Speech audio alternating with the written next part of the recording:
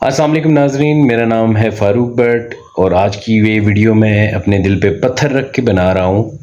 Basically ابھی 9 مئی کے واقعات کے بعد تیزی سے پی ٹی آئی کی قیادت نے پی ٹی آئی کو چھوڑنا شروع کر دیا، اور جو بھی لیڈر پی ٹی آئی چھوڑ کے جاتا ہے تو پھر وہ ایک پریس کانفرنس کرتا ہے، اور میں نے کچھ لوگوں کو روتے ہوئے بھی دیکھا کہ جناب ہمارے ساتھ یہ ہو گیا، کوئی کہتا ہے جناب ہماری بیٹی کو ایسا کہتے ہیں، ہماری بیوی کو ایسا کہتے ہیں۔ تو اب اس سارے معاملے کے بعد میں چاہ تو نہیں رہا تھا کہ کوئی ویڈیو بناؤں، لیکن پھر اس کے بعد کچھ دوستوں سے میرا آرگیومنٹ بھی ہوا۔ تو میں ایک چیز آپ کو کلیئر کرنا چاہتا ہوں، میری یہ ویڈیو بنانے کا مقصد صرف میری یوتھ کو ایجوکیٹ کرنا ہے کہ فرسٹ آف آل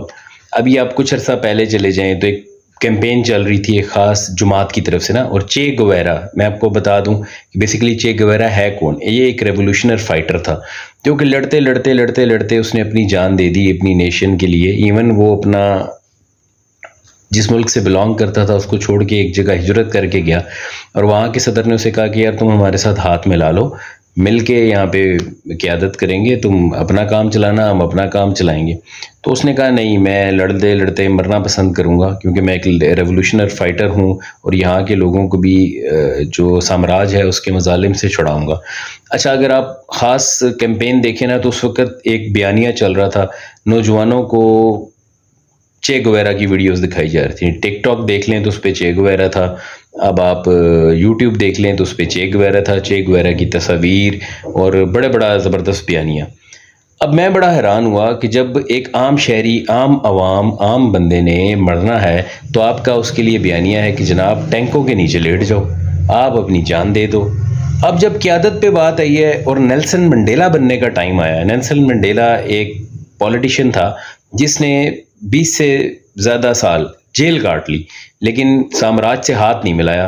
اور نہ رو کے کوئی پریس کانفرنس کی کہ بھائی میں تو لٹ گیا، میرے تو بیوی بچوں کے ساتھ ایسا کر دیں گے ویسا کر دیں گے، تو 20 سال جیل کاٹی۔ اب جب یہ ہماری جو خاص پارٹی ہے اس وقت، جو کہ اس وقت پریس کانفرنس کر رہی ہے اور بڑے بڑے دعوے ہو رہے ہیں کہ بھائی اس وقت ہمیں بڑا ظلم کا شکار ہو رہا ہے، اور ہمارے فیملی کے ساتھ ایسا ہو رہا ہے، اور ہمارے فلاں کے ساتھ ایسا ہو رہا ہے، تو میں اس وقت بڑا پریشان ہو کے ایک چیز یاد کر رہا ہوں کہ جب پاکستان بنا، ابھی میرے ایک دوست سے فیس بک پہ ایک کامنٹ پہ ڈسکشن ہوئی تو اس نے کہا بھائی یہ بندے نے اس لیے فلاں پارٹی چھوڑ دی ہے کہ بھائی اس کو فورس کیا گیا، اسے کہا بھائی ہم تمہاری بیٹی کے ساتھ ایسا کر دیں گے، تمہاری ماں کے ساتھ ایسا کر دیں گے۔ تو میں جو ہماری یوتھ ہے نا، جس کی ایج تھوڑی ابھی کم ہے، ہمارے بڑے بھی ہمیں سمجھاتے تھے بھائی اس کو ووٹ نہ دو، اس کو دو، ہم نے کہا نہیں، ہم اپنے بڑوں سے زیادہ سمجھدار ہیں کیونکہ ہم نے سوشل میڈیا سے لرننگ کی ہے، آرٹیفیشل انٹیلیجنس کا دور ہے، تو ہمیں ان کی بات سمجھ نہیں آتی تھی۔ یہ بات مجھے بڑا لیٹر آن سمجھ آئی۔ اب میں حیران ہوں کہ قائد اعظم کے دور میں جس وقت پاکستان بنا اور لوگ مائگریٹ کر کے پاکستان آ رہے تھے، اس وقت نہ جانے کتنی ماؤں بہنوں کی عزتیں لوٹ گئیں، ٹکڑوں میں تقسیم کر دیا گیا، کتنی ماؤں بہنوں نے عزتیں بچانے کے لیے کنوؤں میں چھلانگیں لگا دیں۔ یہ اس وقت جو سکھ لوگ تھے انہوں نے پتہ نہیں کتنی لوگوں کی مائیں بہنیں اٹھا کے لے گئے۔ تو قائد اعظم نے تو یہ نہیں کہا، اس وقت قائد اعظم کی قیادت نے یہ نہیں کہا بھائی ہم پاکستان نہیں بناتے، ہم تھوڑا سا ویٹ کر لیتے ہیں۔ یہ رو کے ایک پریس کانفرنس کرتے اور تاریخ یاد رکھتی کہ جناب قائد اعظم پہ بڑا ظلم ہوا، وہ تو رو پڑے، وہ سامراج کے آگے گھٹنے نہیں جھکائے انہوں نے۔ آج یہ پاکستان بن گیا، جس پاکستان، اسٹیبل پاکستان میں ہم موجود ہیں۔ اس پاکستان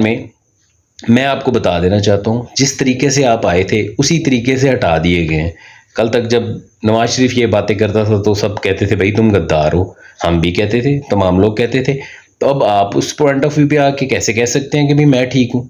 تو اور ایک سب سے آخری بات جو مجھے بڑی تکلیف دہ لگی،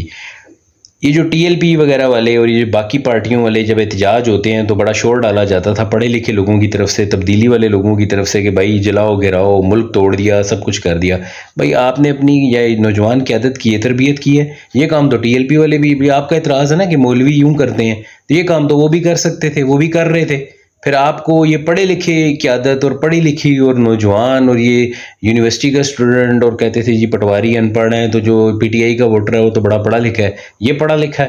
آپ نے، میں اس نوجوان کی اگزامپل دینا چاہوں گا کہ ایک سرکاری ملازمت تھی، اچھے سکیل پہ تھے، آپ نے جا کے کور کمانڈر ہاؤس یا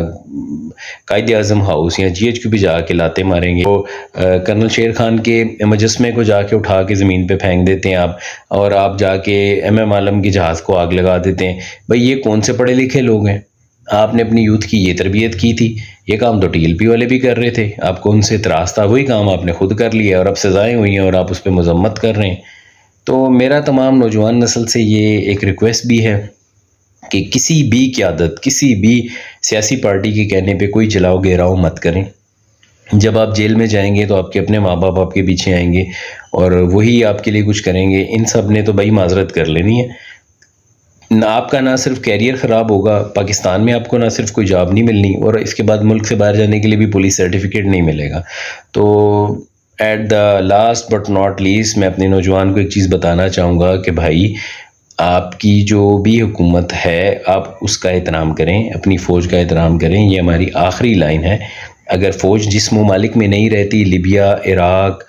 شام اور ان تمام ممالک کا حال دیکھ لیں کہ جن کی فوج کمزور پڑ جاتی ہے، اس کو کمزور نہ پڑنے دیں۔ کسی فرد واحد کی کسی بات کی وجہ سے،